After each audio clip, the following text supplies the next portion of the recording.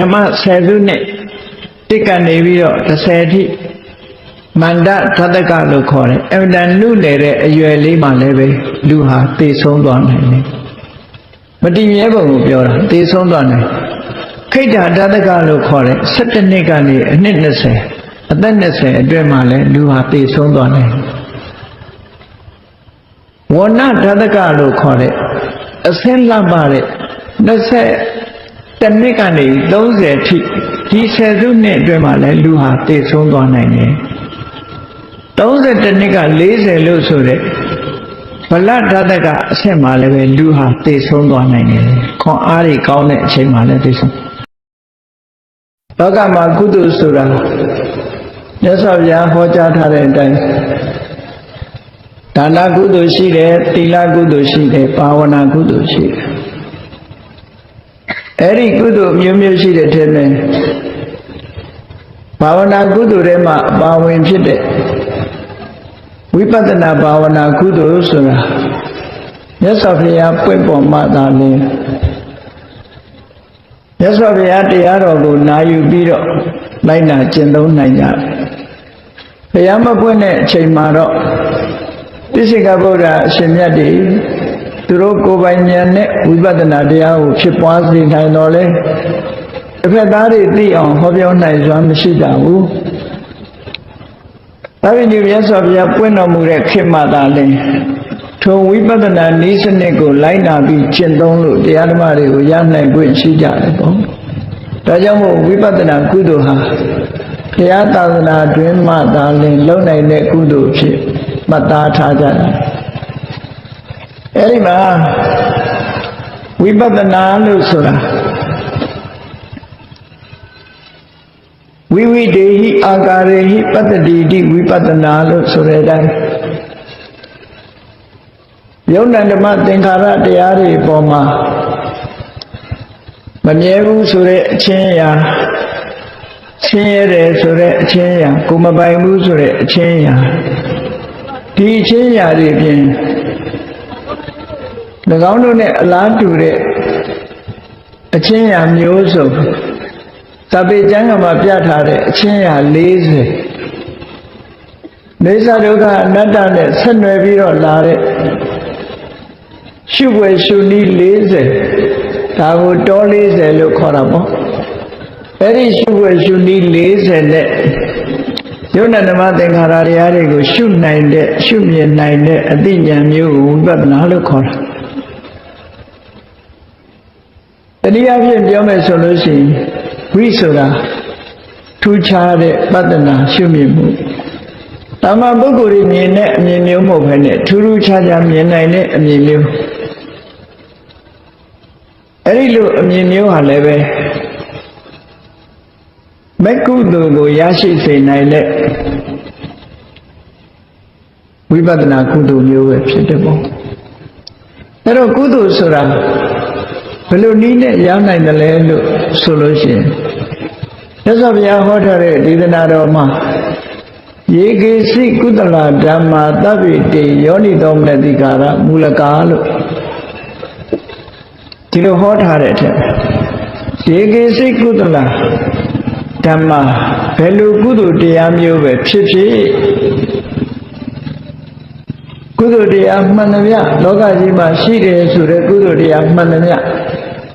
သဗ္ဗေတိအဲ့ဒီကုသိုလ်မှန်သမျှဟာယောနိသောမနတိကာရမူလကာယောနိသောမနတိကာရလင်အကြောင်းရင်းအခြေခံရှိကြတယ်လို့ဒီလိုဆိုထားတဲ့စကားမြတ်စွာဘုရားမိန့်ကြားထားတဲ့စကားကိုကြည့်ဒီနေရာမှာယောနိသောမနတိကာရဆိုတာအခြေခံကစလို့ရှိရင်ယောနိသောမနတိကာရဆိုတာမနတိကာရကိုခေါ်ရတဲ့စိတ်တွေထဲမှာဖြစ်တဲ့သဘာဝတရား၃မျိုးရှိတယ်ပေါ့စိတ်တိုင်းမှာပါဝင်နေတဲ့မနတိကာရစေတသိက်အာယုံဘက်ကိုဥလက်ပေးတဲ့စေတသိက်မျိုးစိတ်ရဲ့စိတ်ထဲမှာဖြစ်ပေါ်လာတဲ့မနတိကာရစေတသိက်ဆိုတာအာယုံနဲ့စိတ်ကိုရှင်း အာယုန်နဲ့စိတ်ကိုရှင်းတွဲပြီးတော့အာယုန်ဘက်ကိုစိတ်ကိုဥလဲစေတဲ့မနတိကာရညမလို့ပြန်တော့နှလုံးသွင်းလို့ဒီလိုဆိုကြတယ်သူအဓိပ္ပာယ်ကြည့်မယ်ဆိုလို့ရှိရင်တော့မနတိစိတ်၌ကာရထားခြင်းပြုလုပ်ခြင်းထားခြင်းလို့ဒီလိုအဓိပ္ပာယ်စိတ်ထဲမှာထားစိတ်ထဲကိုစိတ်ထဲအာယုံရောက်လာအောင်ယူတဲ့ဟာကိုဆိုလိုတယ်ပေါ့အဲ့တော့မနတိကာရဆိုတဲ့စေတသိက်တရားကိုလည်းပဲဒီမနတိကာရစေတသိက်ကိုလည်းပဲမနတိကာရဆိုတဲ့အသုံးနဲ့သုံးတယ်နောက်တစ်ခုကတော့ဝိထိပฏิပါဒကမနတိကာရလို့ဆိုတဲ့ငါးဓာရမှာအာယုန်တွေကိုတကားဖွင့်ပေးတဲ့စိတ်သို့မဟုတ်အာယုန်အတစ်ပေါ်လာတဲ့အခါမှာဆင်ញင်တဲ့စိတ်ဆင်ញင်တယ်ဆိုတာနှလုံးသွင်းတာကိုပြောတာမဟုတ်ဘူးတရား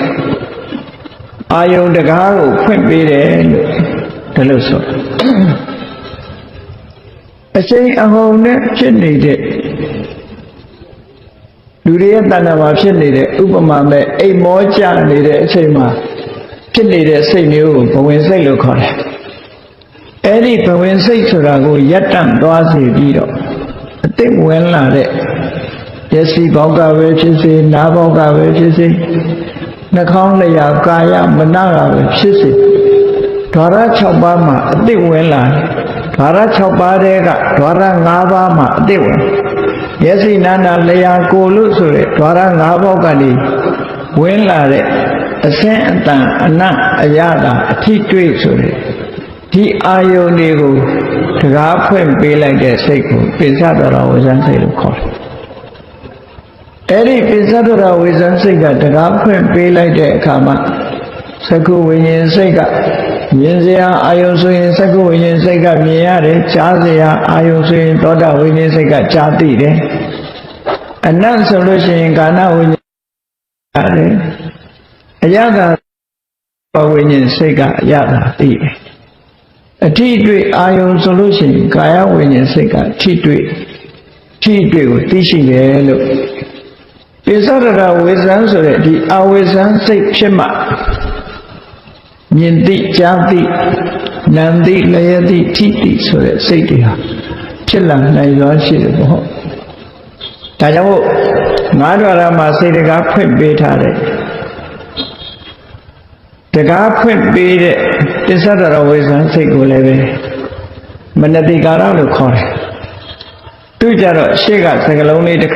ခုထည့်ပြီးဝိထိပฏิပါဒကဝိထိစိတ်တွေကိုဖြစ်ပေါ်စေဖို့အတွက်တကားဖွင့်ပေးတဲ့စိတ်လို့ဒါလည်းမနတိကာရလို့ခေါ်တယ်နောက်တစ်ခုကြတော့စိတ်ထဲမှာထင်းလာတဲ့အာယုံမနောဒွါရဆိုတဲ့စိတ်တကားမှာထင်းလာတဲ့အာယုံကိုတကားဖွင့်ပေးတဲ့စိတ်ကြတော့မနောဒွါရဝိသနာစိတ်လို့ခေါ်တယ်။အဲဒီမနောဒွါရဝိသနာစိတ်ကြတော့သူတကားဖွင့်ပေးလိုက်တဲ့အခါမှာဒီအာယုံရဲ့အရာသာကိုအရှိန်အဟုန်နဲ့ကျမ်းနာစွာခံစားနိုင်တဲ့ဇောစိတ်တွေဖြစ်လာပိစ္ဆဒွါရအခိုက်မှာလည်းပဲဝုတ်ထောဆိုတဲ့နာမည်နဲ့ဇောဖြစ်အောင်ဒီမနောဒွါရဝိဇ္ဇစိတ်ကဆောင်ရွက်ပေးတယ်မနောဒွါရမှာလည်းပဲဇောဖြစ်အောင်ပိစ္ဆဒွါရဝိဇ္ဇစိတ်ကဆောင်ရွက်ပေးတာမို့ဒီစိတ်ကိုတော့မနတိကာရလို့ခေါ်တဲ့အပြင်မှာရှေ့ကသဝနပฏิပါဒကဇောကိုဖြစ်ပေါ်လာစေနိုင်တဲ့မနတိကာရလို့ဒါကအဘိဓမ္မာကျမ်းဂန်တွေမှာမနတိကာရ၃မျိုးဆိုခွဲခြားပြထားအဲ့တော့ကုသိုလ်လုပ်တိုင်းဘုန်းကြီးတို့တွေကုသိုလ်ရဖို့ဆိုတာကုသိုလ်စိတ်ဖြစ်လာဖို့ဆိုတာနေရာမှာဟောဒီမနတိကာရရှိရမယ်လို့ဆိုတဲ့အခါအများအားဖြင့်တော့မနောဒွါရဝိသနာကိုရည်ညွှန်းတယ်လို့လေဒီဆရာတော်ကြီးကဒီလိုဆိုတယ်သို့တော်လည်းယောနိသောမနတိကာရဆိုတဲ့စကားလုံးမှာယောနိသောဆိုတာပါလာတဲ့အခါမှာမနောဒရဝိဇ္ဇံစိတ်ကတော့မူလပထမမှန်တော်လည်းပဲနောက်ပိုင်းရောက်တဲ့အခါယောနိသောမနတိကာရဆိုတာတ တိလဲပါမယ်ပညာလဲပါလာနိုင်တယ်တခြားသဘာဝတရားတွေလည်းပဲပါလာတယ်လို့ဒီလိုယူလို့ရတာပေါ့ဒါကြောင့်မို့ယောနိသောမနတိကာရကိုအနုလောမခန္တီဉာဏ်ထိအောင်စာပေကျမ်းကနေမှာယောနိသောမနတိကာရဆိုတာကိုဖွင့်ဆိုပြတာဖြစ်တယ်နော်ဒါပေမဲ့ယောနိသောမနတိကာရဆိုတာသူ့ရဲ့အဓိပ္ပာယ်ကလမ်းမှန်တဲ့အနေနဲ့နှလုံးသွင်းတာအဲ့တော့လမ်းမှန်တိုင်းနှလုံးသွင်းတယ်ဆိုတဲ့ကပညာမပါဘဲနဲ့လမ်းမှန်ကိုနှလုံးသွင်းလို့မရဘူးတတိမပါဘဲနဲ့လမ်းမှန်ဆိုတာကိုနှလုံးသွင်းလို့မရဘူးယောနိသောဆိုတာတင့်လျော်စွာဆိုတာနိလန်ကြဥပါယသောပဋ္ဌသောဆိုတဲ့စကားလုံးတွေနဲ့တကယ်ကိုနိလန်မှန်မှန်ကန်ကန်စိတ်ထဲမှာနှလုံးသွင်းနိုင်မှကုသိုလ်ဆိုတာရတယ်လို့ဒီလိုပြောတာနော်ကိုယ်တဏ္ဍာမှာကုသိုလ်စိတ်တွေဖြစ်ဖို့ဆိုတာယောနိသောမနတိကာရရှိရမယ်တဲ့အဲ့ဒီယောနိသောမနတိကာရဝိပဿနာဉာဏ်ဖြစ်ဖို့လည်းပဲဝိပဿနာကုသိုလ်ဖြစ်ဖို့လည်းပဲယောနိသောမနတိကာရအရေးကြီးတယ်လို့ဒီလိုဆိုအောင်သူ့အဆင့်လိုက်ဒါနကောင်းမှုဒါနကုသိုလ်ဖြစ်ဖို့လည်းယောနိသောမနတိကာရသီလကုသိုလ်ဖြစ်ဖို့လည်းယောနိသောမနတိကာရဘာဝနာကုသိုလ်သမထဘာဝနာပဲဖြစ်ဖြစ်ဝိပဿနာဘာဝနာပဲဖြစ်ဖြစ်ယောနိသောမနတိကာရဆိုတာပါရမယ်အဲ့တော့ယောနိသောမနတိကာရကိုဒီဘာသာပြန်ရတဲ့အခါကျတော့ wise attention လို့ဒီလိုဘာသာပြန်လေးရှိတယ် wise ဆိုတဲ့အဓိပ္ပာယ်က wisdom ဆိုတဲ့ပညာနဲ့ဆင်ခြင်စဉ်းစားတတ်တဲ့ပညာရှိကို wise လို့ခေါ်တာ wise attention ဆိုတာဒီနေရာမှာတော့မှန်ကန်တဲ့အသိဉာဏ်နဲ့စိတ်ထဲနှလုံးသွင်းတာကိုဒီလိုဆိုလိုတယ် wise attention အဲ့တော့စာပေကျမ်းဂန်နဲ့အတိုင်းပြောမယ်ဆိုရင်တော့ proper attention လို့ဒီလိုပြော proper attention ဆိုတာတက်လျော်တဲ့လမ်းကြောင်းမှန်တဲ့နှလုံးသွင်းဆင်ခြင်မှုလို့ဒီလိုဆိုအဲ့တော့ဝိပဿနာတရားကအထုတ်ပြီးဆိုရင်ဒီလမ်းကြောင်းမှန်တဲ့နှလုံးသွင်းဟာပို့ပြီးတော့အရေးကြီးတယ်ပို့ပြီးတော့အရေးကြီးတယ်ဒါကြောင့်မလို့ဝိပဿနာရှုွယ်တော40ဆိုတဲ့နေရာမှာဘုရားဝတ္တဝင်သူတော်စင်တွေဟာမြတ်စွာဘုရားသာသနာတော်နဲ့မှကြုံတွေ့နိုင်မှသာသနာတော်နဲ့ကြုံတွေ့မှဝိပဿနာတရားဝိပဿနာကုသိုလ်ဆိုတာဖြစ်နိုင်တာဖြစ်သောကြောင့်မိမိတို့ရရှိထားတဲ့အခွင့်အရေးလေးကိုလက်မလွတ်စေပဲနဲ့တရားနာနေတဲ့အချိန်လေးပဲဖြစ်စေကိုယ်တဏ္ဍာမှာရှိတဲ့ယုံနာဓမ္မသင်္ခါရခန္ဓာ၅ပါးကို wise attention နဲ့ဖြစ်အောင်ယောနိသောမနတိကာရနဲ့တွေးထအောင်ဒီတရားကိုရွေးချယ်ပြီးတော့ဟောတာအခုလိုတရားပွဲတရားနာရင်လေးအချိန်ပိုင်းလေးမှာဒီအတွေးလေးတွေးလိုက်တာအသေးအဖွဲလေးအသုံးမဝင်ပါဘူးလို့မအောင်မေ့လေးနဲ့ဒီသိဉာဏ်ကများစွာအထောက်အကူဖြစ်စေနိုင်ပါလေကြည့်လေယတပရောတာအမှုရှိတဲ့တငယ်ချင်းတွေဟာတကုသောဘဝမှာလူမှုကူညီရေးနာမှုကူညီရေးကိစ္စတွေကိုလုပ်ရင်းလူတကာကာယကံရှင်တွေကမတကြိုနိုင်တဲ့အလောင်းတွေကိုတကြိုရင်းကနေပြီးတော့ဒုက္ခနာကိုယ်ကြီးလည်းပဲဒီနေ့ဒီလိုပဲဖြစ်ရမှာပဲဆိုတဲ့တံဝေကစိတ်ကလေး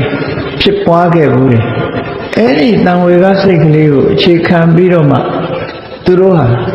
မြတ်စွာဘုရားပွင့်လာတဲ့အခါမှာဉာဏ်နာဖြစ်ကိုရောက်သွားကြတာဒါကြောင့်မလို့အသေးအဖွဲလို့မအောင်မေ့လေးနဲ့တရားဓမ္မနာယူတဲ့အချိန်လေးမှလည်းပဲကိုယ်တဏ္ဍာမှာရှိတဲ့ယုတ်တရားနံတရားဆိုတာတွေကိုအာယုံဆိုင်မိအောင်တတိထားတတ်ဖို့လိုအပ်တယ်အဲ့ဒီတတိထားပြီးတော့မှန်မှန်ကန်ကန်နှလုံးသွင်းဆင်ញင်လိုက်မယ်ဆိုရင်ဒါကမက်ဖို့အတွက်မျိုးစိတ်လေးတစ်ခုကိုယ်မှာဖြစ်သွားနိုင်သာသနာတော်နဲ့ကြုံတွေ့တဲ့အချိန်မှာဒီမျိုးစိတ်လေးမရနိုင်ဘူးဆိုရင်နောင်ရဖို့အခွင့်အရေးဆိုတာအမှန်တမ်းခဲနေဒါကြောင့်မို့လို့ပဋိသမိရမက္ခဆိုတဲ့ပါဠိတော်မှာလာတဲ့အတိုင်းဘုန်းကြီးတို့တွေဝိပဿနာ ရှုတဲ့အခါမှာယောနိသောမနတိကာရမှန်ကန်တဲ့နည်းနဲ့နှလုံးသွင်းဆင်ခြင်တဲ့နည်းကိုပေါ်ပြထားတဲ့အချင်းရာ40ရှိတယ်အဲ့ဒီအချင်းရာ40ဆိုတဲ့စကားလုံးတွေကိုအနိစ္စတောဒုက္ခတောအနတ္တတောစသည်ဖြင့်ပေါ်ပြတာဖြစ်သောကြောင့်တောဆိုတဲ့စကားလုံးလေးအဆုံးသတ်တာကိုကြည့်ပြီးမြန်မာပြည်မှာဆရာတော်ကြီးတွေကကမ္မထဘာဝနာဟောကြားတဲ့ဆရာတော်ကြီးတွေကတော40လို့ခေါ်ခဲ့ကြတယ်ပေါ့အဲ့ဒီခေါ်အတိုင်းဝိပဿနာရှုွယ်တော40သို့မဟုတ်ဘာဝနာ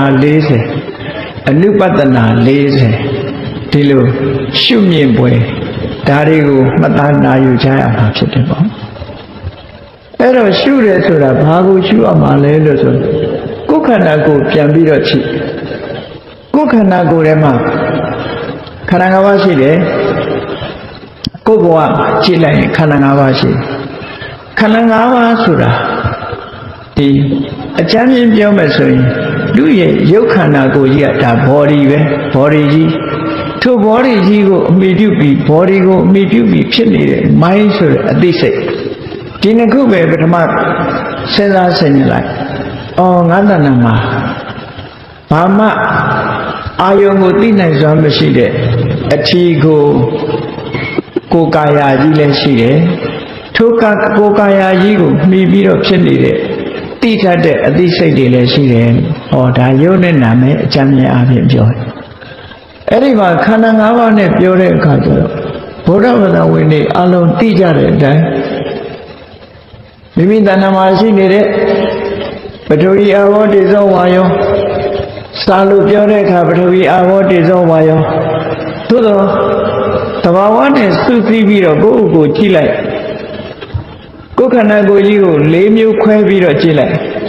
လူတိုင်းရဲ့ခန္ဓာကိုယ်မှာမာပြော့ဆိုတာတွေလည်းရှိတယ်မာပြော့ကဘာတွေတုံးဆိုလို့ရှိရင်နော်မာကအယိုးတွေပေါ့ပြော့ကအသားတွေအကြောတွေဒါတွေအကုန်ခန္ဓာကိုယ်ကြီးကိုကိုယ့်ကိုဖြတ်ပြီးတော့ပုံကြည့်လိုက်မာပြော့အတုံးအခဲတွေ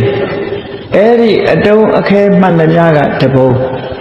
ထိုအတုံးအခဲတွေအတုံးဖြစ်နေအောင်စုစည်းထားတာဘယ်သူကစုစည်းထားတာတော့ဆိုအာဘောကစုစည်းထားဟုတ်ပြီအဲ့ဒီအာဘောလွန်ခဲ့တာတွေကြတော့ခန္ဓာကိုယ်ထဲမှာဘာတွေရှိတော့ဆိုအရည်တွေရှိတယ်သွေးရှိတယ်မျက်ရည်တွေရှိတယ်စီးနေတဲ့အရာတွေရှိတယ်ဒါတွေကအာဘောလို့အကျမ်းမြင့်တယ်လို့မှတ်ပါနောက်ခန္ဓာကိုယ်ထဲမှာ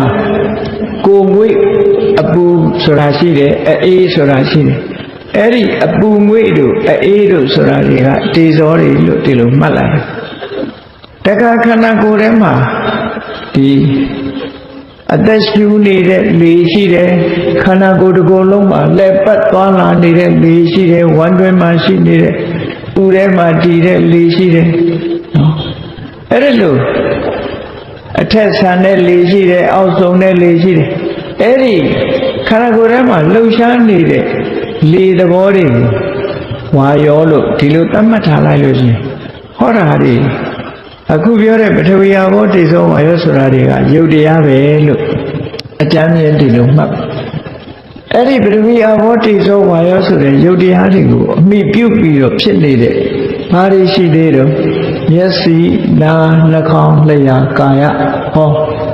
မျက်စိကမြင်ရတဲ့အဆင်းနားနဲ့ကြားရတဲ့အသံနှာခေါင်းနဲ့နမ်းရှူရတဲ့အနံ့လျှာနဲ့လျက်ရတဲ့အရာသာခန္ဓာကိုယ်နဲ့ထိတွေ့ရတဲ့အထိတွေ့ဆိုသိတာမြင်တာတဲ့ဟောဒီယုတ်တရားတွေအလုံးကိုရူပခန္ဓာလို့ဟောတို့မှာငါခန္ဓာ၅ပါးရှိတယ်ဆိုတာဒါနံပါတ်1ခန္ဓာတစ်ခုအဲ့ဒီခန္ဓာကိုလည်းပဲပထမမှတ်ယူရရူပခန္ဓာဆိုတာမှတ်ယူပြီးတဲ့နောက်မှာကြည့်အာယုန်နဲ့တွေ့လာတဲ့အခါမှာဘာဖြစ်လဲလူတွေဟာကောင်းတဲ့အာယုန်နဲ့တွေ့ရင်ပျော်ရွှင်မှုဆိုတဲ့စိတ်အခြေအနေတစ်ခုပေါ်လာတယ်မကောင်းတဲ့အခြေအနေနဲ့တွေ့ရင်စိတ်မကျေနပ်မှုဆိုတဲ့အခြေအနေတစ်ခုပေါ်လာတယ်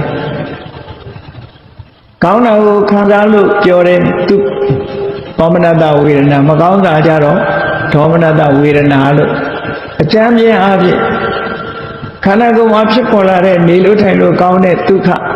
နေရထိုင်ရခက်နေတဲ့ဒုက္ခဟောအကြမ်းမြင်အပြင်ဒုက္ခသောမနတဒေါမနတဆိုတာတွေဟာတိတာထင်ရှားတဲ့ခံစားမှုတွေပဲမတိတာမထင်ရှားတဲ့ခံစားမှုကတော့ဥပိ္ပခာလို့ခေါ်တယ်အဲ့ဒီဝေဒနာတွေကိုဝေဒနာခန္ဓာလို့အကြမ်းမြင်အပြင်ဒီလိုမှတ်လိုက်တခါအာယုတစ်ခုကိုတွေးလိုက်မယ်ဆိုလိုက်တွေးလိုက်တာနဲ့တပြိုင်တည်းလူရဲ့စိတ်မှာမှတ်လိုက်တာရှိတယ်မှတ်တမ်းတင်လိုက်တယ်အဲ့ဒီမှတ်တမ်းအတိုင်းနောက်တစ်ခါပြန်ပြီးတော့သိတယ်မှတ်တမ်းတင်တာကိုလည်းပညာလို့ခေါ်တယ်အဲ့ဒီမှတ်တမ်းနဲ့ပြန်ပြီးတော့သိတာကိုလည်းပညာလို့ခေါ်တယ်ဒါကြောင့်မို့လူတွေကမမှတ်မိတော့ဘူးဆိုရင်ပညာကနည်းလိုက်တာလို့ပြောကြတယ်ပေါ့အမှတ်ပညာနည်းတယ်လို့ပြောကြတယ်မှတ်မိတယ်ဆိုရင်အမှတ်ပညာကောင်းတယ်လို့ပြောကြတယ်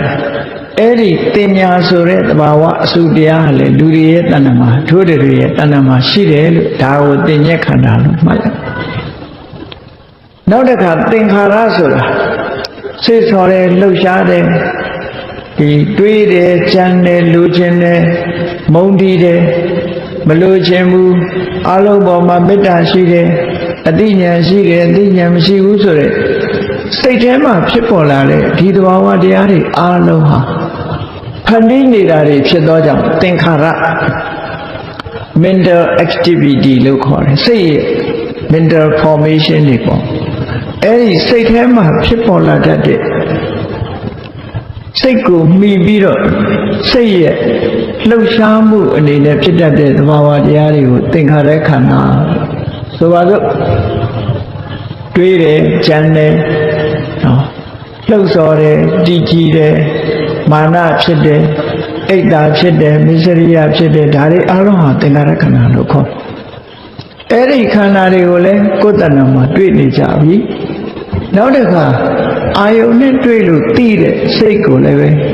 ဝိညာဉ်နဲ့ခန္ဓာလို့ခေါ်တယ်ရှင်းဥစွာတို့တွေရဲ့တဏ္ဍာမှာခန္ဓာ၅ပါးပဲရှိတယ်ခန္ဓာ၅ပါးကလွဲလို့ဘာမှမရှိဘူးခန္ဓာ၅ပါးပေါင်းစပ်ထားတာလို့ဆိုတာကိုအကျဉ်းမြင်မှတ်သားထားအဲ့ဒီအကျဉ်းမြင်မှတ်သားထားပြီးတော့ကိုယ်ဘဝကိုယ်ခန္ဓာဆိုတာကြီးပေါ်မှာဘယ်လိုမှန်ကန်တဲ့အမြင်နဲ့မြင်ရမလဲဆိုတာကိုမြတ်စွာဘုရားကဟောထားတာဖြစ်တယ်ပေါ့ဒါကြောင့်မှန်ကန်တဲ့အမြင်နဲ့မြင်ဖို့ရအတွက်မှန်ကန်တဲ့အမြင်နဲ့မြင်တာကိုပဲဝိပဿနာလို့ခေါ်တာပဲဝိဆိုတာထူးထူးခြားခြားပဿနာရှုမြင်နိုင်တဲ့အသိဉာဏ်လို့အဲ့ဒါကြောင့်ဒီအသိဉာဏ်ဟာရအောင်စီးပူးအထောက်ကြရဟုတ်ပြီကြည့်တဲ့အခါမှာဒီခန္ဓာကိုယ်ပေါ်မှာဒီခန္ဓာ၅ပါးအခုပြောခဲ့တဲ့အချမ်းမြင်ခန္ဓာ၅ပါးကိုရှင်းဥစွာမှတ်ယူပြီးတော့အဲ့ဒီခန္ဓာ၅ပါးပေါ်မှာဘယ်လိုမြင်ရမလဲလို့ဆိုတာမြင်ပုံမြင်နည်းရှုပုံရှုနည်းအမျိုးပေါင်း40တဲကဘုန်းကြီးတို့တခြားနေရာမှာဟောတဲ့တရားပွဲတွေမှာဒီ12မျိုးထိအောင်ဟောပြီးပြီအခုဒီကနေ့ည73မျိုးဆိုတာကနေပြီနံပါတ်13ကနေစပြီးတော့မှတ်သားကြရအောင်ဘယ်ဟာပဲရှုဒီရှုပုံရှုနည်းတွေကဘယ်ရှုနည်းနဲ့ပဲရှုဝိပဿနာဉာဏ်ဖြစ်တာလေးကြည့်မယ်ဝိပဿနာဉာဏ်ဖြစ်လာပြီဆိုလို့ရှိရင်ဝိပဿနာဉာဏ်ရင့်တန် message ဆိုတာမျိုးတွေပေါ်လာနိုင်တယ်ပေါ့ message ပေါ်လာပြီဆိုတာနဲ့ဘုန်းကြီးတို့တွေဟာနိဗ္ဗာန်ကိုသိရှိပြီးနောက်ဆုံးမှာနိဗ္ဗာန်ကိုမျက်မှောက်ပြုနိုင်တဲ့ပုဂ္ဂိုလ်တွေဖြစ်လာနိုင်တယ်ပေါ့ဒါကြောင့်မို့ခန္ဓာ၅ပါးကိုရှုတဲ့အခါမှာဘယ်လိုနည်းနဲ့မြင်ရမလဲယောနိသောမနတိကာရအနေနဲ့ဘယ်လိုမြင်ရဒါဖြင့်ဘုန်းကြီးတို့ရဲ့နေ့စဉ်ဘဝမှာဘယ်လိုမြင်နေကြသလဲဆိုခန္ဓာ၅ပါးနဲ့ပတ်သက်လာလို့ရှိရင်အဟံကာရမမံကာရမာနာနုတယလို့ဆိုတဲ့အတိုင်းရုပ်ပဲဖြစ်စေဝေဒနာပဲဖြစ်စေသင်ညာပဲဖြစ်စေသင်္ခါရပဲဖြစ်စေဝိညာဏပဲဖြစ်စေခန္ဓာ၅ပါးကိုလူတွေကဘယ်လိုမြင်တော့ဆိုအဟံကာရဆိုတဲ့ဒိဋ္ဌိနဲ့ဒိဋ္ဌိရဲ့အတွေးနဲ့မြင်နေတယ်ငါဆိုတဲ့အမြင်ကိုမြင်ထားကြဟောဒီခန္ဓာ၅ပါးကြီးကိုပဲငါလို့မြင်နေတယ် မမံကာရဆိုတဲ့တဏှာအတွေးနဲ့ကြည့်တဲ့အခါကျတော့ငါဟာလို့လုပ်ပြီးတော့မြင်နေပြန်တယ်မာနကြတဲ့အခါအရေးချင်းပေါ်မှာလုံနိုင်တယ်တတ်နိုင်တယ်သိတယ်ဆိုတဲ့လူတွေရဲ့အရေးချင်းတွေပေါ်မှာအထင်အမြင်ရောက်တာမာနအဲ့ဒီဒိဋ္ဌိရဲ့တဏှာရဲ့မာနရဲ့ဒီပပ္ပင်္စတရား၃မျိုးရဲ့အမြင်ဟာမှားယွင်းနေတဲ့အမြင်သာဖြစ်တယ်အနတ္တလက္ခဏာသုတ်အရပြောမယ်ဆိုလို့ရှိရင်ဧတံမမဒါငါဟာလို့မြင်တဲ့အမြင်ဟာတဏှာရဲ့အမြင်ဖြစ်တယ်ဧသောဟမတမိငါဖြစ်တယ်လို့ဆိုတဲ့အရေးချင်းကိုမြင်တဲ့အမြင်ကြတော့မာနအမြင်လို့ခေါ်တယ်ဧသောမိအတ္တငါရဲ့အတ္တပဲငါ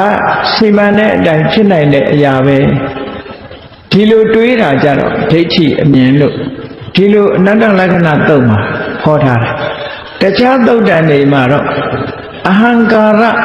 ငါလုံနေတာဘယ်သူလဲဆိုရင်ဒိဋ္ဌိမမံကာရငါဟာလို့လုံတာဘယ်သူလဲဆိုရင်တဏှာမာနကြတော့မာနလိုပဲမြတ်စွာဘုရားဟောလိုက်တယ်အေးအဲ့ဒီအတွေးတွေအဲ့ဒီအမြင်တွေဟာမှန်ကန်တဲ့အတွေးမှန်ကန်တဲ့အမြင်မဟုတ်ဘူးမမှန်ကန်ဘူးဆိုလို့ရှိရင်ဘယ်လိုခေါ်တော့အာယောနိတောမနတိကာရလို့ခေါ်တယ် unwise attention မမှန်မကန်ဆိုတော့ unwise attention မမှန်မကန်မြင်တယ်မမှန်မကန်နှလုံးသွင်းတယ်အဲ့ဒါလို့မမှန်မကန်နှလုံးသွင်းလို့ရှိရင်ဘာဖြစ်လဲဆိုရင်တဏှာမာနဒိဋ္ဌိဆိုတဲ့အကုသိုလ်တွေပဲဖြစ်တယ်ဝိပဿနာမဖြစ်ဘူးတဲ့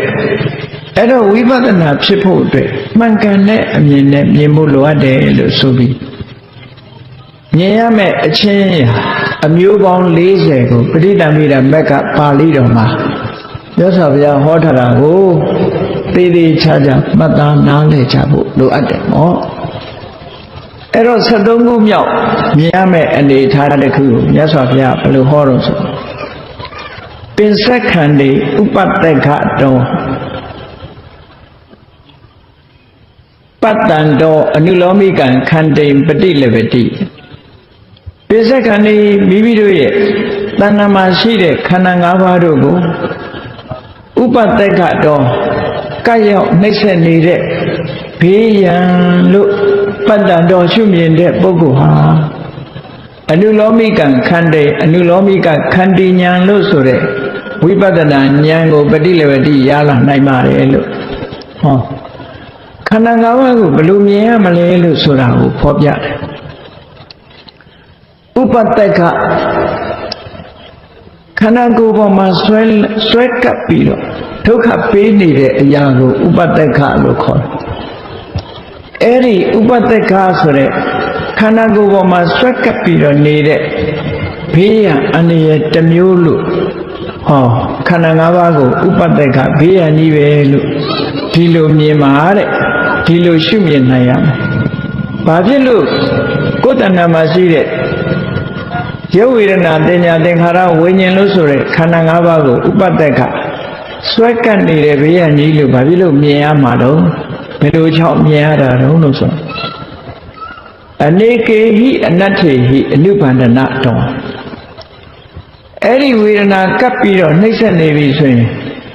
ဆိုပါတော့ဆုံးပြုစားတာလို့နော်နတ်ဆိုးတွေကဖန်ဆင်းပြီးတော့နတ်ဆိုးတွေဖန်ဆားထားတာလို့ဆိုလို့ရှိရင်လူတယောက်ဟာဆုံးပြုစားခံရတာတို့နတ်ဆိုးဖန်ဆားခံရတာတို့တရေအပုခံရတာတို့ဆိုရင်ကြည့်လေသူတဏ္ဍာမှာဆွဲကပ်နေတဲ့အရာတစ်ခုဟာမကုစားနိုင်လို့ရှိရင်ဒီလူဟာဒုက္ခရောက်သွားနိုင်တယ်ပေါ့အကျိုးမဲ့ကိစ္စတွေဟာအလုံးဟာသူတဏ္ဍာမှာဖြစ်သွားတယ်ခန္ဓာ၅ပါးဟာလည်းအဲ့တိုင်ပဲတဲ့နတ်ဖန်ဆားထားတယ်လို့ကိုယ်တဏ္ဍာမှာဆွဲကပ်နေတဲ့အရာကြီးတစ်ခုပဲလို့ဒီလိုရှုမြင်တယ်ဘာဖြစ်လို့ခန္ဓာ၅ပါးကဆွဲကပ်နေတဲ့အရာလို့ပြောတာလို့ဆိုအနေကေဟိအနတ္ထေဟိများစွာသောအကျိုးမဲ့တွေဟာအနုပန္ဒတာယအစင်မပြတ်နောက်ဆက်တွဲအနေနဲ့လိုက်ပါနိုင်တာဖြစ်သောကြောင့်ဟုတ်ပြီခန္ဓာရထားတဲ့ပုဂ္ဂိုလ်ဟာ နော်အမျိုးစုံဒုက္ခတွေရောက်နေတာပဲယောဂဝေဒနာတွေလည်းခန္ဓာရထားတဲ့ပုဂ္ဂိုလ်ဖြစ်တာပဲလောကမှာကြုံတွေ့ရမယ့်ဒုက္ခဝေဒနာတွေအလုံးဟာ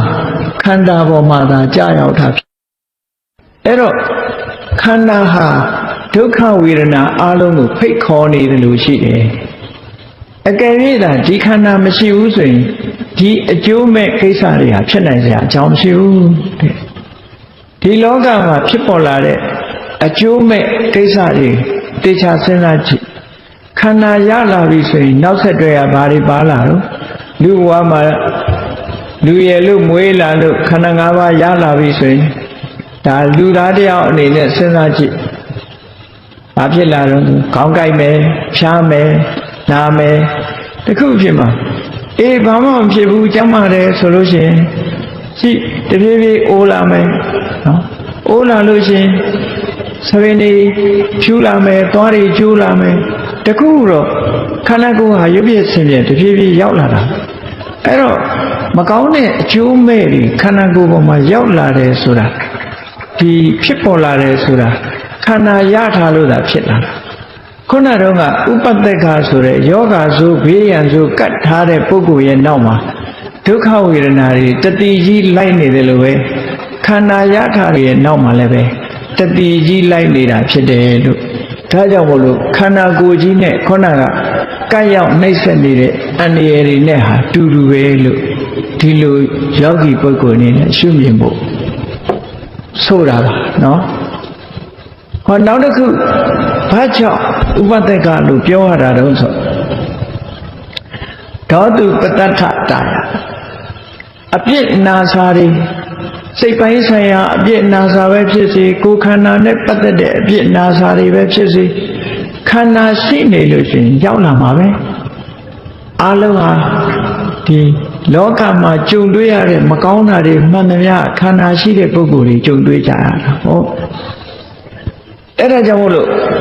ဒေါသဆိုတဲ့အပြစ်တွေအလုံးဆွဲကပ်နေရဖြစ်သောကြောင့်ဥပတ္တကတဲ့ဒီလိုဆိုလို့တယ်ဟောနောက်တစ်ခုကတော့ဥပတ္တခောဝိယအနတ္ထိဝါဒနာရဟတာယနောက်တတိယအချက်ကခန္ဓာ၅ပါးကိုဥပတ္တကဆွဲကပ်နေတဲ့ဘေးရန်အန္တရာယ်ကြီးလို့ဘာလို့ပြောတာလဲလို့ဆိုနော်ဥပတ္တကဆိုတာနတ်ဖန်စားတာတို့ဘလူဖန်စားတာတို့ဆုံးပြုစားတာတို့ဆိုလို့ဖြစ်လာတဲ့ယောဂဝေဒနာတွေပေါ့ဘိုက်ထဲမှာအလုံးကြီးရှိနေတာတို့ဖန်စားလို့အမျိုးမျိုးပေါ့လေအဲ့ဒီနတ်ဆိုးနတ်မိုက်တွေဖန်စားလို့ဒီဖန်စားလို့ရလာတဲ့ယောဂဝေဒနာတွေဥပတ္တကအဲ့ဒီဥပတ္တကတွေဟာတဲ့ဆွဲကပ်နေတဲ့အရာတွေဟာဘယ်လိုမှ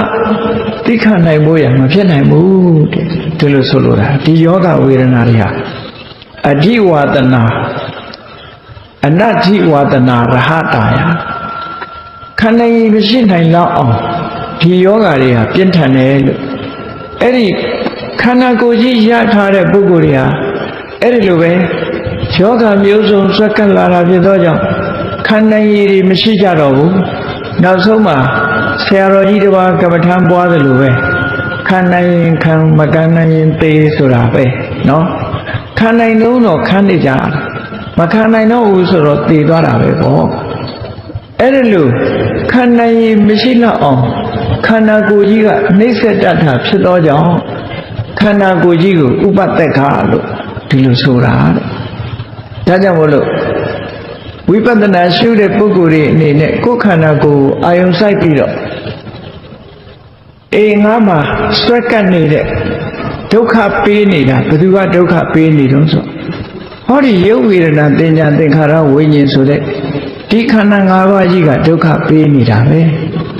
အဲ့ဒီခန္ဓာ၅ပါးကြီးကိုအကြောင်းပြုပြီးတော့ဒုက္ခတွေအမျိုးစုံကြုံတွေ့ကြရတယ်အဲ့ဒီကြုံတွေ့ရမှုဟာဟောဒီခန္ဓာ၅ပါးကြီးရှိလို့ကြုံတွေ့တာဖြစ်တယ်လို့အခုလို့မှန်ကန်တဲ့အမြင်နဲ့ရှုမြင်သုံးသပ်တာဟာလည်းပဲဝိပဿနာဉာဏ်တစ်မျိုးပဲ နိစ္စလို့ရှုတယ်လို့ပဲစွက်ကပ်နေတဲ့ဘေးရန်အန္တရာယ်ကြီးတစ်ခုအနေနဲ့ရှုမြင်သုံးသပ်နိုင်ရမယ်တဲ့အဲ့ဒီရှုမြင်သုံးသပ်လို့ရှိရင်ဘာဖြစ်လဲအနုလောမိကံခန္တိန်ပฏิလဝတိမဉ္ဇဉ်ပေါ်မှာလျော်စွာဖြစ်နိုင်တဲ့လျော်စွာဖြစ်လို့အနုလောမိကစွမ်းအားထက်မြက်သည့်အတွက်ကြောင့်ခန္တီအဲ့ဒီစကလုံးနှလုံးကိုပေါင်းစပ်ပြီးတော့အနုလောမိကခန္တီဆိုတာသင်္ခါရုပ္ပခဉာဏ်နဲ့မဉ္ဇဉ်တို့ရဲ့ဈာမှာအဆင့်အမြင့်ဆုံးဝိပဿနာဉာဏ်တရားတစ်ခုဖြစ်ပေါ်လာနိုင်တယ်လို့ဒီလိုဆိုတာနော်ဒါကြောင့်မလို့ဘုန်းကြီးတို့တွေကိုယ်ခန္ဓာ၅ပါးကိုကိုယ်အာယုံစိုက်ပြီးတော့စွက်ကပ်နေတဲ့ဘေးဥပ္ပအန္တရာယ်ကြီးပဲခန္ဓာကြီးရှိနေတို့တဏ္ဍာမှာဒုက္ခဘောင်းစုံအကျိုးမဲ့ဘောင်းစုံဟာရောက်ရှိလာနိုင်တယ်လို့ဒီလိုခန္ဓာတွေပေါ်မှာရှုမြင်သုံးသပ်လိုက်ဘယ်လိုအကျိုးရလဲလို့ဆိုခန္ဓာတွေပေါ်မှာကြောက်ရွံ့လာပြီးတော့ခန္ဓာကိုမလိုချင်တဲ့အနေအထားမျိုးဖြစ်လာတယ်ခန္ဓာပေါ်မှာတွေ့တာမှုတွေအာကိုမှုတွေယုံကြည်မှုတွေမရှိတော့ဘူးခန္ဓာပေါ်မှာညှိငွေ့ကြောက်ရွံ့လာပြီးဆိုတဲ့အခါခန္ဓာကိုရလို့တဲ့တွေ့တာတဲ့တဏှာဆိုတာလည်းပဲလျော့ပါပြီးသွားတယ်နောက်ဆုံးမှာတဏှာကိုလုံးဝဖယ်ရှားလိုက်နိုင်ပြီဆိုတဲ့အခါမှာဘာဖြစ်လဲတဏှာကဒီခန္ဓာ၅ပါးကိုဖြစ်စေတာဖြစ်လို့နော်တဏှာကခန္ဓာ၅ပါးကိုဖြစ်စေတာဖြစ်သောကြောင့်တဏှာကိုဖြတ်လိုက်နိုင်တာနဲ့တပြိုင်နက်ခန္ဓာ၅ပါးဟာအပြည့်အစုံချုပ်ငြိမ်းသွားတယ်အဲ့ဒီအပြည့်အစုံချုပ်ငြိမ်းသွားတော့မှဆွဲကပ်နေတဲ့အန္တရာယ်ဆိုတာလည်းအပြည့်အစုံချုပ်ငြိမ်းသွားတယ်အဲ့ဒါဟာနိဗ္ဗာန်ပဲလို့ဝိပဿနာဉာဏ်ရှုတဲ့ပုဂ္ဂိုလ်ဟာသဘောကျလာပြီးတော့ပိဿနံခန္ဓာနံនិရောဓောအနုပတ္တကနိဗ္ဗာနံတိပတ္တံတောသမ္မတ္တနိယမံဩက္ခမတိပိဿနံခန္ဓာနံခန္ဓာ၅ပါးတို့និရောဓောချုပ်ငြိမ်းသွားမှုသည်အနုပတ္တကဆွဲကပ်နေတဲ့ဘေးရန်အန္တရာယ်ကင်းတဲ့နိဗ္ဗာနံတိနိဗ္ဗာန်ပဲရဲ့လို့ပတ္တံတောရှုမြင်တဲ့ယောဂီပုဂ္ဂိုလ်ဟာသမ္မတ္တနိယမံသမ္မတ္တနိယမလို့ဆိုတဲ့မဲ့သူဥက္ကမတိဝင်ရောက်သွားနိုင်တယ်လို့နိဗ္ဗာန်ကိုအာရုံပြုတဲ့မစိတ်ပေါ်လာပြီဆိုရင်ကိလေသာတွေကိုဖယ်ရှားပြီးတော့ကိလေသာတွေကိုအပြည့်အဖယ်ရှားပြီးခန္ဓာဆိုတဲ့ဒုက္ခကြီးကနေလွတ်အောင်ဆောင်ရွက်ပေးနိုင်တယ်လို့ဒီလိုဆိုတာပေါ့ဒါကြောင့်မို့လို့ခန္ဓာကိုယ်ရဲ့အဖြစ်ကိုမြင်နိုင်တယ်များမြင်အောင်ဘုန်းကြီးတို့တွေဝိပဿနာဉာဏ်နဲ့ကြည့်တတ်ရှုတတ်ဖို့ရအတွက်မြတ်စွာဘုရားကဒီလိုဟောတာကဲကောင်းပြီ14ခုမြောက်ရှုပုံရှုနည်းတစ်ခုကိုကြည့်ဒီခန္ဓာကိုယ်ပဲရှုရမှာပဲတခြားဟာကိုမရှုရဘူးကိုယ်ခန္ဓာမှာရှိနေတဲ့ကိုယ်တဏ္ဍာမှာရှိနေတဲ့ခန္ဓာ၅ပါးကိုနောက်တစ်ခါဘယ်လိုရှုနိုင်သေးတယ်လဲဆိုရင်သလတောပတ္တံတောအန္တိပฏิလည်းပဲဒီပစ္စခန္ဒီဒီဒီတဏ္ဍာမှာရှိနေတဲ့ခန္ဓာ၅ပါးတို့ကိုသလတောလှုပ်ရှားပြောင်းလဲနေတတ်တဲ့အရာလို့ပတ္တံတော်ရှုမြင်တဲ့ယောဂီပုဂ္ဂိုလ်ဟာအနုလောမိကံခန္တေအနုလောမိကခန္တီဉာဏ်ဆိုတဲ့ဝိပဿနာအဆင့်ပฏิလည်းပဲဒီရရှိနိုင်တယ်လို့အဲ့တော့ခန္ဓာ၅ပါးကြီးကိုသလတဲ့မတည်ငြိမ်ဘူးလှုပ်ရှားနေတယ်ဒီလိုရှုရဘာဖြစ်လို့လှုပ်ရှားနေတယ်လို့ပြောတာတော့လို့ဆိုလို့ရှိရင်ကြည့်လူတွေရဲ့တဏ္ဍာမှာရုပ်တရားကြီးကလည်းလှုပ်ရှားနေတာပဲစိတ်ကလည်းလှုပ်ရှားနေတာငြိမ့်နေတာမဟုတ်ဘူးဘုန်းကြီးတို့တွေရဲ့ရုပ်ခန္ဓာကိုယ်ကြီးကိုကြည့်ဗျာတိစရာမရဏေဟိနော်ဗျာတိစရာမရဏေဟိဗျာတိဆိုတဲ့နာခြင်းတရားစရာဆိုတဲ့အိုခြင်းတရားမရဏဆိုတဲ့သိခြင်းတရားတို့ကြောင့်ဒီခန္ဓာကိုယ်ကြီးကဘာဖြစ်လဲလှုပ်ရှားနေတယ်မငြိမ်ဘူးလူဘဝရလာတဲ့အချိန်ကလေးငယ်လေးဘဝကနေပြီးတော့တက်လာလိုက်တာအသက်80 80အရွယ်ကြည့်လှုပ်ရှားနေတာကြည့် ငယ်လေးတုန်းကနုနုပြုံပြုံလာလိုက်တာမျက်စိကောင်းနားကောင်းသပင်ကောင်းအသားရည်ကောင်းချောချောလှလှတဖြည်းဖြည်းကိုချင်းတရားနှိမ့်ဆက်လာတဲ့အခါကျတော့ကြည့်ရွှေ့ရှားနေတာခန္ဓာကိုယ်ကြီးငြိမ့်နေတာမဟုတ်ရွှေ့ရှားနေသည့်အတွက်ကြောင့်တဖြည်းဖြည်းရုပ်ပြည့်စင်းပြည့်ဖြစ်လာလိုက်တာခေါင်းပေါ်ကသပင်တွေလည်းဖြူကုန်တယ်သွားတွေလည်းကျိုးကုန်တယ်သွားကျိုးတော့ပါယိုကြီးတွေလည်းနော်ပိန်ပြီးတော့ရှေ့ကိုမေးကြီးကငေါထွက်လာတယ်ခါကြီးကုန်းသွားတယ်ဟောခန္ဓာကိုယ်ကြီးရုပ်ခန္ဓာကိုယ်ကြီးကငြိမ့်နေတာအေးမအိုသေးတောင်မှယောဂဝေဒနာနှိမ့်ဆက်လို့ရှိရင်ကမ္မထာရုပ်ပေါက်သွားနိုင်တာပဲပိန်ချုံပြီးဟောခန္ဓာကိုယ်ကြီးကငြိမ့်နေတာမဟုတ်ဘူးလှုပ်ရှားနေတာဒါရုပ်ခန္ဓာကိုယ်ရဲ့လှုပ်ရှားမှုတွေနောက်ဆုံးမှာအသက်ရှင်လှုပ်ရှားသွားနေမှုဟာတည်ဆုံးသွားတဲ့အခါမှာလှုပ်နိုင်ရှားနိုင်ပြောနိုင်ဆိုနိုင်စွမ်းမရှိဘဲနဲ့စံတန်ကြီးဖြစ်သွားတဲ့အနေအထားမျိုးဟာဟောခန္ဓာကိုယ်ကြီးရုပ်ခန္ဓာကိုယ်ရဲ့လှုပ်ရှားမှုတွေပဲတည်ငြိမ်မှုမဟုတ်ဘူးတခါ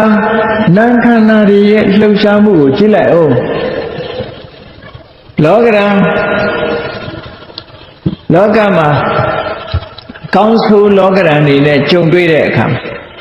မကောင်းတဲ့လောကရန်ကောင်းတဲ့လောကရန်ဘယ်လောကရန်နဲ့ပဲတွေ့နော်အကောင်းလေးမျိုးဆိုးလေးမျိုးဘယ်လောကရန်မျိုးနဲ့ပဲတွေ့လူရဲ့စိတ်ဓာတ်ဟာတည်ငြိမ်နေတာမဟုတ်ဘူးစီးပွားရေးလေးအောင်မြင်လာလို့ရှိရင်မော့လာတယ်စိတ်ဓာတ်တွေတက်ကြွလာတယ်လှုပ်ရှားလာတယ်စီးပွားရေးကျသွားပြန်တော့စိတ်ဓာတ်တွေကျသွားပြန်တယ်ဟောလောကရာကြောင့်လှုပ်ရှားနေတာချီးမွမ်းခံရလို့ရှိရင်မော့လာတယ်ကဲ့ရဲ့ခံရရင်ငုံသွားပြန်တယ်ငြိမ်မနေဘူးလူရဲ့စိတ်ဟာလည်းပဲအတက်အကျရှိတယ်ပေါ့ဒုက္ခချမ်းသာတာနဲ့ကြုံရင်မော့လာပြီးတော့ဆင်းရဲတာနဲ့ကြုံရင်ငုံသွားပြန်တယ်ဟောလူတွေပါဒီလိုအချမ်းရံရှိတာနဲ့ကြုံလို့ရှိရင်လူဟာမော့လာတယ်အချမ်းရံမဲ့တာကြုံလိုက်တာနဲ့တပြိုင်တည်းစိတ်ဓာတ်တွေကျဆင်းသွားပြန်တယ်ကောင်းဆိုးလောကရန်ကောင်းဆိုးလောကရန်ပေါ်မှာစိတ်ဟာတည်ငြိမ်မှုမရှိဘူးလှုပ်ရှားနေတယ်ဒါခန္ဓာကိုယ်မှာနာမ်ခန္ဓာတွေကလည်းလောကရန်နဲ့ကြုံတွေ့လို့ရှိရင်လှုပ်ရှားနေတယ်ရုပ်ခန္ဓာတွေကလည်းသရဗျာတိမရဏဆိုတာတွေနဲ့ကြုံတဲ့အခါမှာငြိမ့်မနေဘူးလှုပ်ရှားနေတယ်။အော်ငါတို့ဘဝကြီးဟာငြိမ့်နေတာမဟုတ်ပါလား။စိတ်ကလည်းလှုပ်ရှားတယ်ရုပ်ကလည်းလှုပ်ရှားတယ်။လှုပ်ရှားနေတဲ့အရာကြီးပါလားလို့ဒီလိုရှုမြင်တာဟာလည်းပဲဝိပဿနာဉာဏ်ပဲတဲ့ဝိပဿနာရှုွက်တစ်ခုပဲ။တချို့ကတွေးပြီးတော့မရှုရဘူးလို့ပြောတယ်။မှန်ကန်တဲ့အတွေးနဲ့ကရှုရ။ဘာဖြစ်လို့တော့ဆိုမဲ့ခင်7ပါးထဲမှာတမ္မာသင်္ကပ္ပဆိုတာပါတယ်လေတမ္မာသင်္ကပ္ပဆိုတာမှန်မှန်ကန်ကန်တွေးရမှန်မှန်ကန်ကန်တွေးတော့မှတမ္မာဒိဋ္ဌိအမှန်မြင်တယ်ဆိုတာဖြစ်လာတာဒါကြောင့်မို့လို့တွေးတောဆင်ခြင်သုံးသပ်နေမှုဟာပစ္စဝခဏဆိုတာဆင်ခြင်သုံးသပ်နေမှုဟာအဓမ္မတန်ဖိုးရှိတဲ့အရာဖြစ်တယ်ကုသိုလ်တရားတွေထဲမှာဆင်ခြင်သုံးသပ်မှုဆိုတဲ့ဒီအသိဉာဏ်ရဲ့လုပ်ငန်းဟာအလွန်အရေးပါတယ်ပေါ့ဒါကြောင့်မို့လို့ကိုယ်ခန္ဓာကိုယ်ကြီးကိုအာယုစိုက်ပြီးတော့ရုပ်ခန္ဓာကြီးဟာမငြိမ်ပါလားမနေ့ကယုံနဲ့ဒီနေ့ယုံမတူဘူးလွန်ခဲ့တဲ့10နှစ်လောက်ကယုံနဲ့အခုယုံမတူတော့ဘူးနေကောင်းတုန်းကကျမ်းမာတုန်းကယုံနဲ့အခုမကျမ်းမာမှလည်းယုံမတူတော့ဘူးဟုတ်လားငယ်တုန်းကယုံနဲ့အိုးလာတဲ့ယုံမတူဘူးဆိုတာအဲ့ဒီလိုခန္ဓာကိုယ်ကြီးရဲ့မတည်မြဲတဲ့သဘောကိုဆင်ခြင်စဉ်းစားကြည့်စိတ်ဓာတ်နဲ့ပတ်သက်လာလို့ရှိရင်လေအေးဒုစိတ်တွေကတက်လိုက်ကြလိုက်ပဲတော်လိုက်ဝမ်းနေလိုက်နဲ့စိတ်တွေရဲ့တည်ငြိမ်မှုမရှိဘူးဆိုတာကိုလည်းပဲဆင်ခြင်တုံတရားနဲ့ဆင်ခြင်သုံးသပ်ကြည့်ပဲဆိုရင်ဒါလည်းပဲဝိပဿနာရှုွက်တစ်ခုပါပဲဒီလိုလဲရှုလို့ရတယ်ဒါဖြင့်အဲ့ဒီလိုရှုလိုက်တော့ဘာဖြစ်လဲဒုရထားတဲ့ခန္ဓာကိုယ်ကြီးဟာတည်ငြိမ်မှုမရှိတဲ့ခန္ဓာ၅ပါးကြီးပါလားဆိုပြီးခန္ဓာတွေပေါ်မှာအပြစ်မြင်လာတဲ့အခါခန္ဓာပေါ်ရချင်တဲ့ခန္ဓာကိုရချင်တဲ့စိတ်ကုန်ခန်းသွားတော့ခန္ဓာကိုရချင်တဲ့စိတ်ကုန်ခန်းမှုဟာတဏှာရဲ့လျော့ပါသွားခြင်းပဲဖြစ်တယ်တဏှာလျော့ပါသွားခြင်းကြောင့်နောက်ဆုံးတဏှာကိုအကျွမ်းမဲ့ပယ်တတ်လိုက်နိုင်လို့ရှိရင် ခန္ဓာဟာလည်းပဲအကျွင်းမဲ့နောက်ထပ်ဘယ်တော့မှမရတဲ့အနေအထားမျိုးရောက်သွားနိုင်တယ်ပေါ့အဲ့ဒါကြောင့်မို့လို့အခုလိုဝိပဿနာဉာဏ်နဲ့လှုပ်ရှားနေတဲ့အရာလို့ဆင်ញင်သုံးသပ်နိုင်ခြင်းအပြင်ခန္ဓာကိုယ်ကြီးအပေါ်မှာဒီတွေ့တာမှုတွေရောပါပြီးနောက်ဆုံးတွေ့တာမှုတွေကိုဖယ်ရှားလိုက်လို့ခန္ဓာကိုယ်ကြီးဟာနောက်ဆုံးအနေနဲ့ချုပ်ငြိမ်းသွားပြီဆိုတဲ့အခါဘာကိုမြင်လာတော့ဆိုလှုပ်ရှားမှုခင်းတဲ့နိဗ္ဗာန်ဆိုတာကိုမြင်လာအဲ့ဒါကိုပြောတာပစ္စနံခန္ဓာနံခန္ဓာ၅ပါးတို့ရဲ့နိရောဓလုံးဝနောက်ဆုံးပိတ်ချုပ်ငြိမ်းသွားခြင်းသည်အပ္ပစလံလှုပ်ရှားမှုကင်းတဲ့နိဗ္ဗာန်တည်းနိဗ္ဗာန်ပဲရဲ့လို့ပတ္တန်တော်ရှုမြင်နိုင်တဲ့ယောဂီပုဂ္ဂိုလ်ဟာတမ္မတ္တနိယဒီခန္ဓာ၅ပါးရဲ့ချုပ်ငြိမ်းမှုကိုနိဗ္ဗာန်လို့မြင်လိုက်တာနဲ့တပြိုင်နက်ဘာဖြစ်လဲမက်ဆေ့ပေါ်လာတယ်မက်ဆေ့ဆိုတာနိဗ္ဗာန်အာယုန်နဲ့မှတွဲဖက်ပြီးပေါ်လို့ရတာနိဗ္ဗာန်ကိုအာယုန်မပြုဘဲနဲ့မက်ဆေ့ဆိုတာမပေါ်ဘူးအဲ့တော့နိဗ္ဗာန်ဆိုတာလေအခုပြောတဲ့လှုပ်ရှားနေတဲ့ခန္ဓာကြီးရဲ့ချုပ်ငြိမ်းသွားမှုပဲဆိုလိုတယ်လို့ဒီလိုဆိုလိုတာပေါ့နော်ဒါကြောင့်မို့လို့ဝိပဿနာရှုတဲ့ပုဂ္ဂိုလ်တွေအနေနဲ့ကိုယ်ခန္ဓာကိုယ်ရဲ့မတည်ငြိမ်မှုဒါတွေကိုလည်းပဲရှုမြင်သုံးသပ်ဖို့လိုအပ်တယ်လို့ဒီလိုဆိုလာတခါနောက်တစ်ခုကြည့်လိုက်အောင်နောက်တစ်ခုရှိပုံရှုနည်းရပင်ဆက်ခန္တေပဘင်ခုတော်ပတ္တန်တော်အနုလောမိကခန္တေပฏิလေဝတိပင်ဆက်ခန္တေခန္ဓာ၅ပါးတို့ကိုပဘင်ခုတော်ပျက်စီးနေတဲ့အရာကျိုးပဲ့ပျက်စီးသွားတတ်တဲ့အရာဟူ၍ပတ္တန်တော်ရှုမြင်တဲ့ပုဂ္ဂိုလ်ဟာအနုလောမိကခန္တေအနုလောမိကခန္တီဆိုတဲ့ဝိပဿနာဉာဏ်ကိုပฏิလေဝတိရရှိလာနိုင်တယ်ပပင်ခုဆိုတာကျိုးတယ်ပြတ်တယ်ပဲ့တယ်ရွဲ့တယ်ပကံလုံးလေးကြည့်လိုက်တိုက်မိခိုင်းမိသွားလို့ရှိရင်ပဲ့သွားတယ်နော်ဖန်ခွက်ကလေးတွေပဲ့သွားတယ်ကွဲသွားတယ်ရေဥတွေကွဲသွားတယ်အဲ့ဒါလိုပဲခန္ဓာကိုယ်ကြီးကလည်းပဲ့တယ်ရွဲ့တယ်ကွဲတယ်ဆိုတာမျိုးတွေရှိတယ်ဒါကြောင့်မို့ခန္ဓာကိုယ်ကြီးဟာပဲ့တတ်ရွဲ့တတ်တဲ့သဘာဝတရားကြီးပဲလို့ကိုယ်ခန္ဓာကိုယ်ကိုရှုမြင်သုံးသပ်နိုင်ရမယ်တဲ့အဲ့ဒါလို့ဘာဖြစ်လို့ပပင်ခုအပဲ့အရွယ်တွေဖြစ်နိုင်တယ်လို့ဒီသုံးသပ်ဆင်ခြင်ရတာလဲလို့ဆိုတော့အကြောင်းရှာလိုက်တဲ့အခါ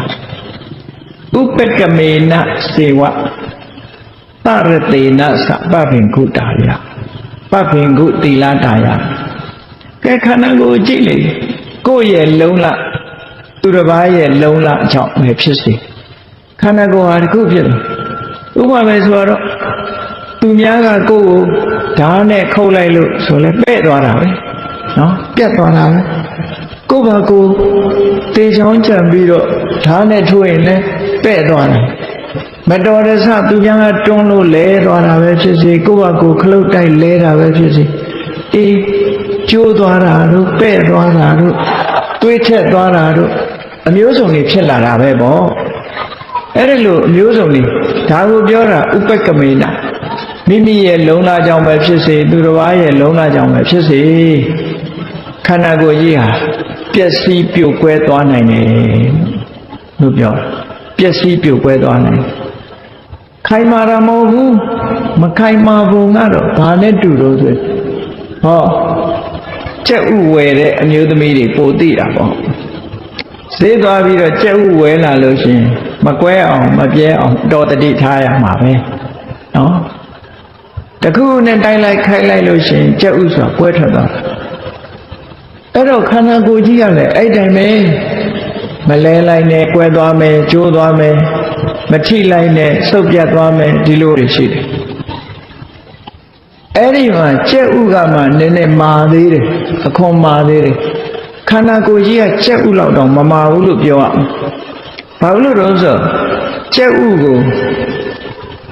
ချင်းကောင်တွေကချင်းတွေကဖောက်ပြီးတော့ကြက်ဥကိုမစုပ်နိုင်ဘူးအခွန်မာတယ်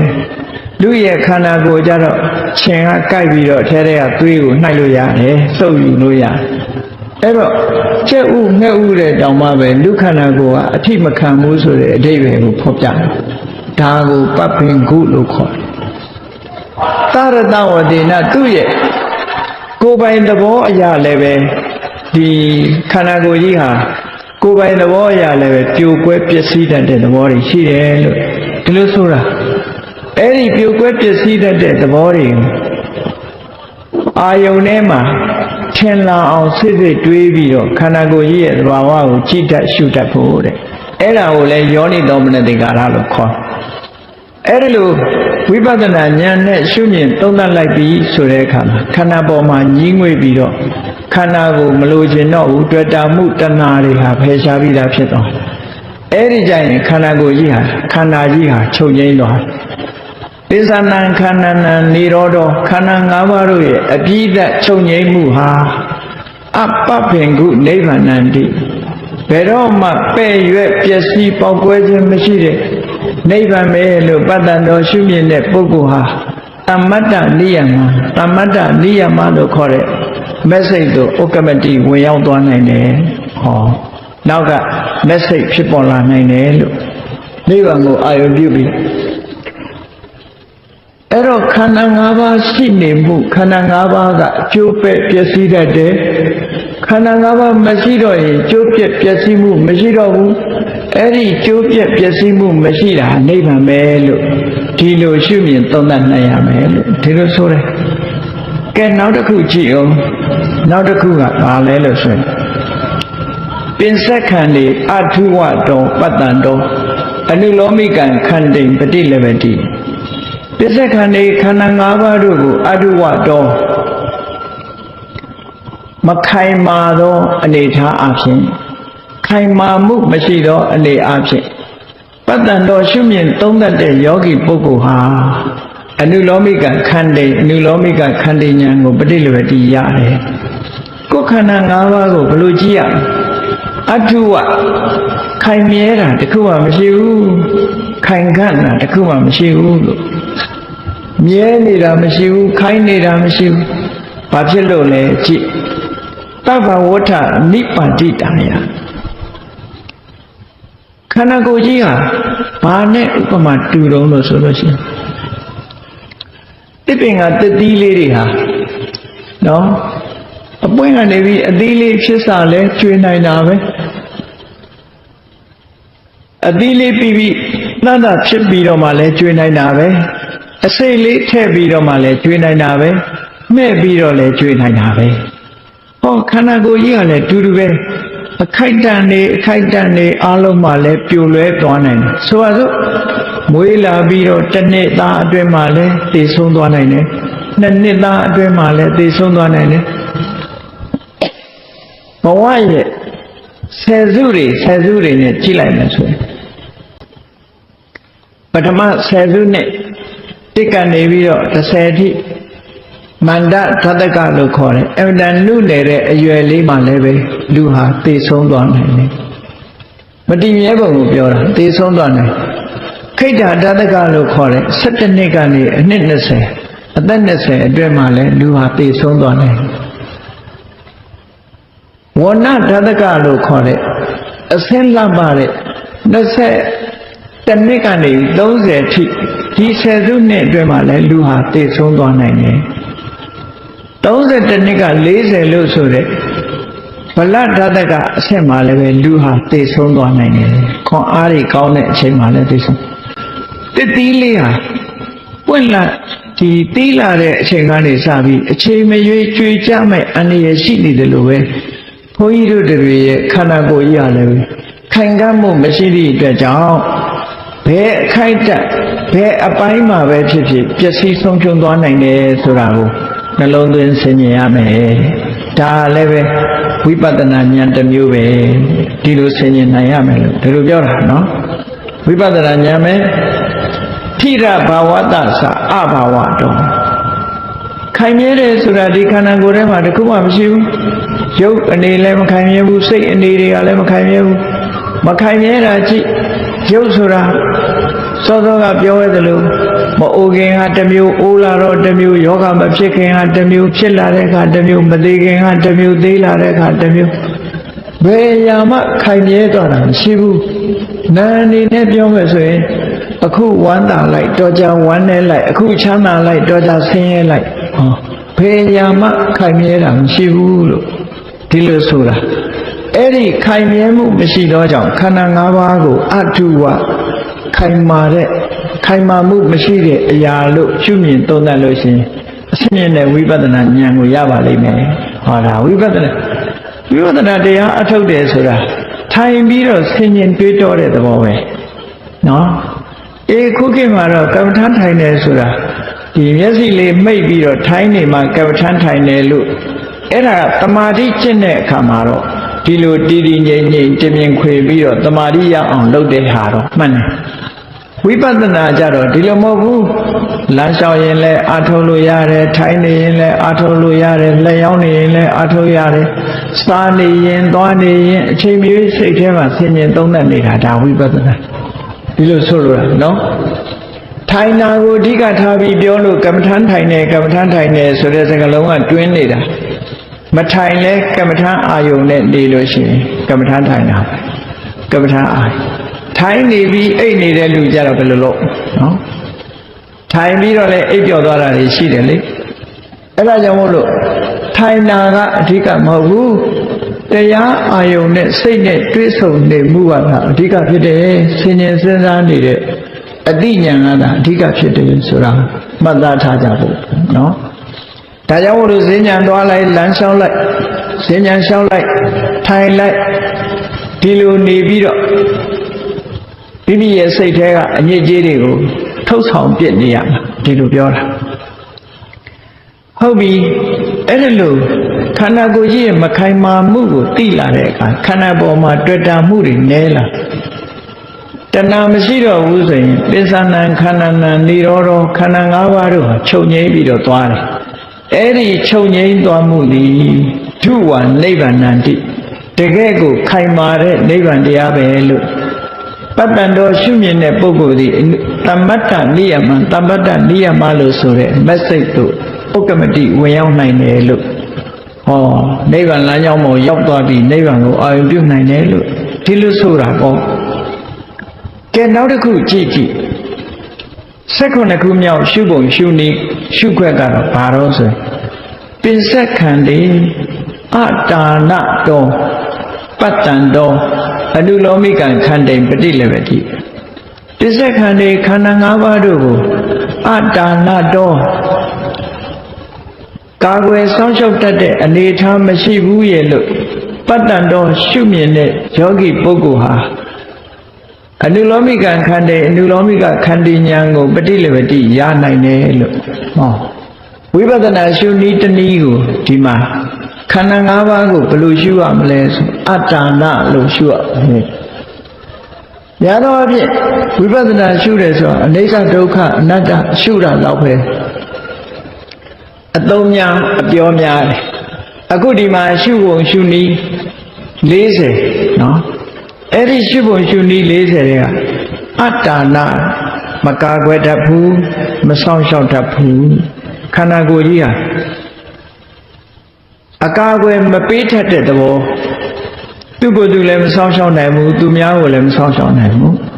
ဒါကြောင့်မို့လို့အကာအကွယ်မဲ့နေတဲ့ဆောင်ရှောက်မှုမရှိဘူးဆောင်ရှောက်တတ်တဲ့သဘောလည်းမရှိဘူးလို့ဒီလိုရှုမြင်ရမယ်တဲ့ဘာဖြစ်လို့စောင့်ရှောက်တတ်တဲ့သဘောမရှိဘူးစောင့်ရှောက်မှုမရှိဘူးလို့ပြောရလဲလို့ဆိုလို့ရှိရင်အတ္တယနာတေဝတဘာဝကိုကစောင့်ရှောက်နိုင်စွာမရှိတာမိမိမပျက်စီးဘူးမိမိခန္ဓာကိုယ်ကလည်းပြန်ပြီးတော့မစောင့်ရှောက်နိုင်ဘူးခန္ဓာရှိလာလို့ရှိရင်တဖြည်းဖြည်းနဲ့ယူရင်းပျက်စီးလာတာပဲဒါကြောင့်မို့လို့ထိမ့်သိမ်းစောင့်ရှောက်နိုင်ခြင်းမှာသူ့မှာစွမ်းရည်တတ်တယ်မရှိဘူးအန္တရာယ်တွေမရောက်အောင်လဲသူ့ကိုယ်သူမကာကွယ်နိုင်ဘူးကာကွယ်နိုင်ရင်လူတွေကာကွယ်ကြမှာပေါ့ပြောတော့ပြောကြတယ်လေကာကွယ်စေးထိုးတယ်ကာကွယ်စေးထိုးတယ်အဲ့တော့လူတွေရဲ့တဏ္ဍာမှာ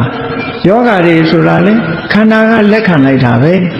တော့ကြာကင်ဆာယောဂတဲ့တော့ကြာဘာယောဂညာယောဂတဲ့ဆိုယောဂတွေအများကြီး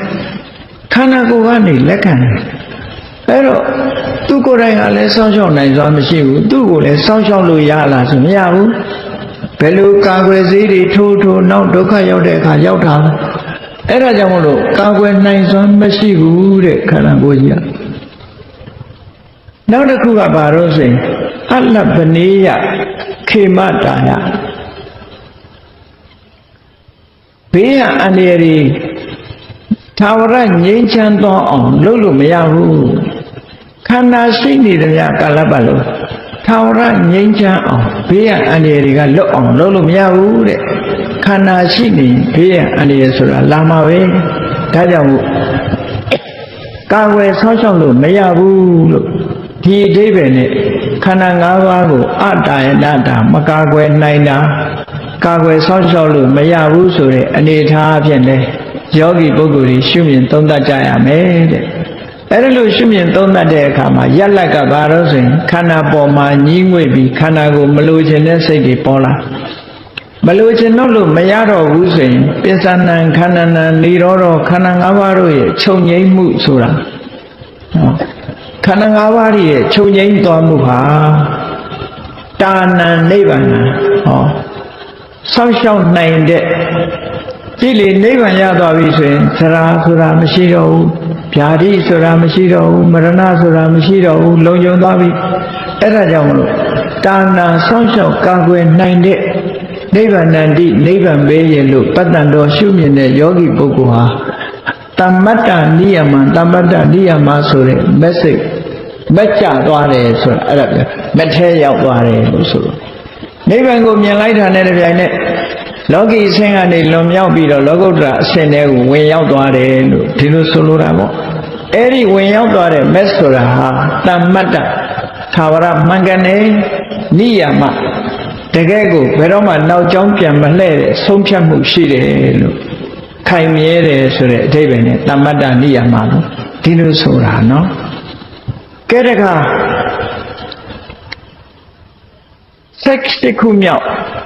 ရှုွက်ကလေးတစ်ခုကိုကြည့်ရ16ခုမြောက်ရှုွက်ကပါတော့ပင်စက်ခန္ဒီအလေနတော်ပတ္တန်တော်အနုလောမိကံခန္ဒီပฏิလဝတိပင်စက်ခန္ဒီမိမိတဏ္ဍာမှာရှိတဲ့ခန္ဓာ၅ပါးတို့ကိုအလေနတော်ပုံအောင်ရာမဟုတ်ဘူးရဲ့လို့နော်လောကလူတွေကမိုးရွာရင်လည်းမိုးခိုရတယ်လေဘေးကအန္တရာယ်လာရင်လေတိုက်ရင်လည်းလေခိုရတယ်ခန္ဓာ၅ပါးမှာအဲ့ဒါလို့အန္တရာယ်မရောက်အောင်ပုံလို့ခိုလို့မရဘူးပုံခိုလို့မရဘူးဒီလိုဆိုလိုတာပေါ့ပတ္တန်တော်ရှုမြင်တဲ့ပုဂ္ဂိုလ်ဟာအနုလောမိကခန္တီအနုလောမိကခန္တီဉာဏ်ကိုပฏิလဝတိရနိုင်တယ်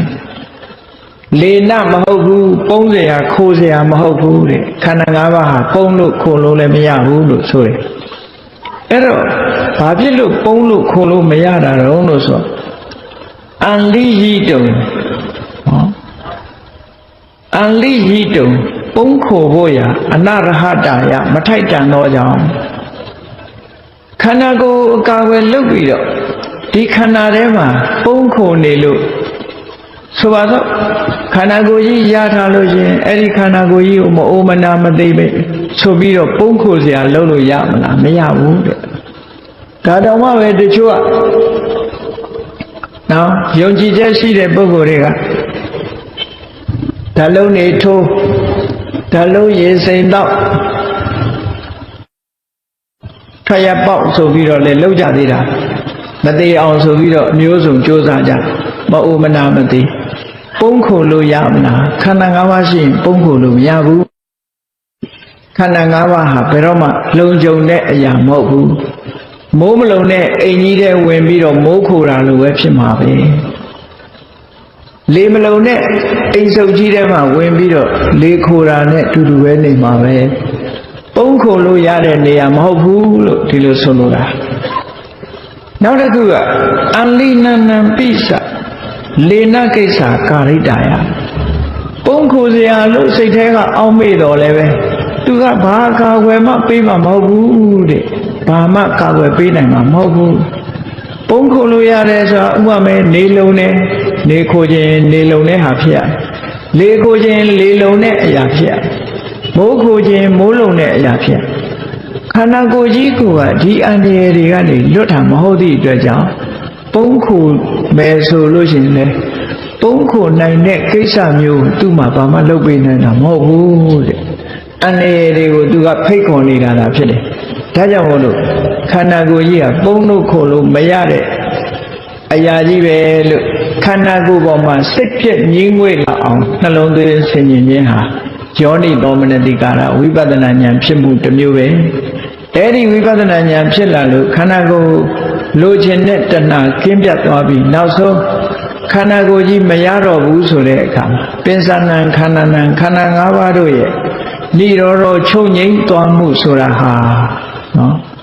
လေနံအဲ့ဒီကြတော့မှတကယ်ပုံခိုလို့ရတဲ့